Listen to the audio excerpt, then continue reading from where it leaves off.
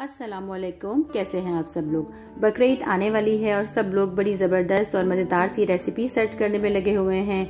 बच्चे जानवरों की ख़रीदारी के लिए बहुत खुश हैं, तो मैंने सोचा आप सबको बकरीद के लिए एक ज़बरदस्त सी स्पेशल चपली कबाब की रेसिपी और बिल्कुल ऑथेंटिक क्यों ना सिखाई जाए। तो जी चल के हम जल्दी से अपनी रेसिपी स्टार्ट करते हैं। तो चलें किचन में। चपली कबाब बनाने के लिए सबसे पहले मैंने लिया है 1 kg कीमा और ये है बीफ का कीमा। आप मटन का भी यूज़ कर सकते हैं। बकरीद है तो डेफिनेटली गोश्त के ही कबाब बनाए जाएंगे, चिकन के तो बिल्कुल भी नहीं। 1 kg लिया मैंने कीमा और उसमें जाएंगी 2 मीडियम साइज़ की प्याज जो बिल्कुल बारीक कटी हुई है। बिल्कुल बारीक प्याज हमको चाहिए। और ये 8 से 10 हरी मिर्चें हैं। देखें जी किस तरह से बारीक कटी हुई हैं, तो हमें बिल्कुल बारीक हरी मिर्चें लेनी है अगर आपको बिल्कुल बाजार जैसे चपली कबाब चाहिए। और तकरीबन 7 से 8 टेबलस्पून के करीब गया है इसके अंदर हरा धनिया।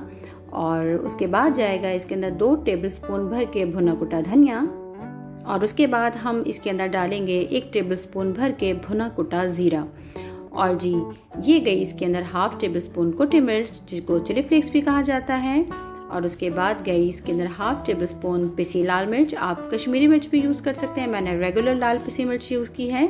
और नमक हमेशा आपके अपने जायके के हिसाब से, मैंने 1 टेबलस्पून से थोड़ा सा नमक कम लिया है।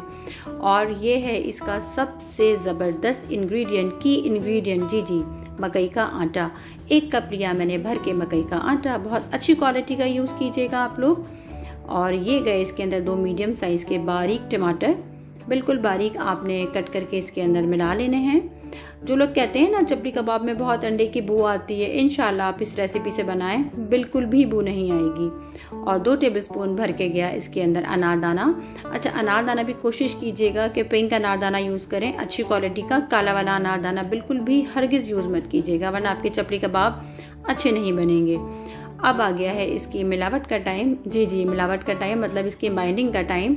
तो हम सब चीज़ों को अच्छे से बिल्कुल मिला लेंगे हाथों से, वही देसी स्टाइल, क्योंकि यहाँ स्पैचुला या चम्मच का कोई काम नहीं है। तो हम कीमे को सारे मसालों के साथ बहुत अच्छे से मिला लेंगे। देखिए जी ये देसी स्टाइल हमारा हो गया है पाकिस्तानियों का और अच्छे से सब चीज़ें मिल चुकी हैं।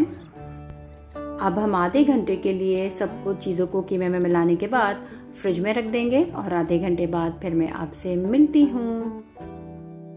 अच्छा जी, आधा घंटा तकरीबन कंप्लीट हो गया है। मैंने कीमा जो है फ्रिज से निकाल लिया है।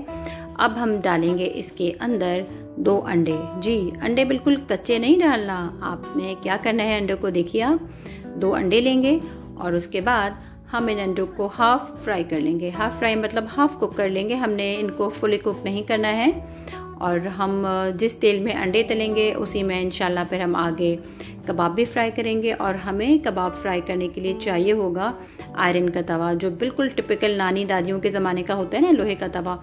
और ये मेरा तकरीबन नानी के ही ज़माने का तवा है, आई थिंक उनका ही तवा मेरे पास है ये अब तक। हमने इसके अंदर तल लिए हैं 2 अंडे और इनको बिल्कुल फुल कुक नहीं करना है, बस इस तरह से इनको हमने बस हल्का सा हाफ फ्राई करना है। और उसके बाद जो है हम इसको अपना जो हमारा बैटर बना हुआ है चपली कबाब के कीमे का उसमें मिला लेंगे। इंशाल्लाह इस रेसिपी के बाद आप सबकी शिकायत जो है ना बिल्कुल दूर हो जाएगी कि कुछ ख़वातीन को ये मतलब टेंशन होती है कि चपली कबाब तो बहुत अच्छे लगते हैं बट इसके अंदर अंडे की स्मेल नहीं जाती। इंशाल्लाह इस रेसिपी से जब आप ट्राई करेंगे ना आने वाली बकरीद पे, अभी कुछ दिनों बाद, कुछ टाइम बाद, तो कभी भी आपके चपली कबाब में अंडों की स्मेल नहीं आएगी। अच्छा जी, अंडे हो गए हमारे बिल्कुल फ्राई और अब हम इन अंडों को निकाल कर अच्छे से अपने जो हमारे पास कीमा है उसके अंदर मिला लेंगे। बिल्कुल आपने इनको फुली कुक नहीं करना है। अंडे थोड़े गर्म थे तो मैंने इस वजह से स्पैचुला का इस्तेमाल किया है, वरना हम करेंगे अपना वही टिपिकल देसी तरीका। जी आ गए ना हम अपने देसी तरीके पे, क्योंकि इसका मज़ा ही चपली कबाब का भाई पठान भाई लोगों का हाथों में है। तो हम हाथों से अच्छे से अंडों को मिला लेंगे और ये हो गया है बिल्कुल अब तलने को तैयार, तवे में जाने को कि बस मैं जल्दी से तलो और मुझे खा लो। चपली कबाब को मैं 2 तरीक़ों से आपको बनाना सिखाऊंगी। एक तो बिल्कुल जो ऑथेंटिक तरीका है, आपने इस तरह राउंड बड़ा सा आपने एक बॉल लेना है और जितना बड़ा आपको बनाना है इस तरह से उसी हिसाब का आप बॉल लीजिएगा और प्लेट में रख के फिंगर की मदद से इसको इस तरह से फैला लीजिएगा। और उसके बाद निकाल के अपने तवे पे, आयरन के तवे पे फ्राई कर लीजिएगा। और ये है दूसरा तरीका।